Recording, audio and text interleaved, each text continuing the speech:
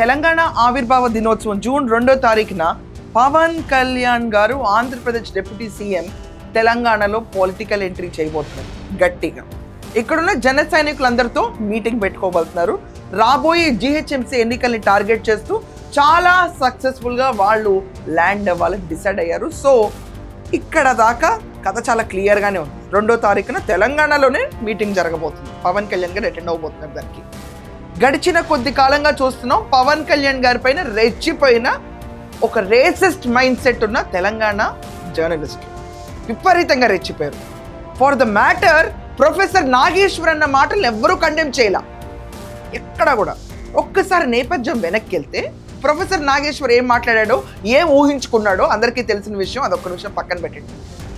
మోడీ గారు హైదరాబాద్ వచ్చినప్పుడు మనకి 7 సూత్రాలు అనౌన్స్ చేసినప్పుడు అందరికీ గుర్తే ఉంటుంది.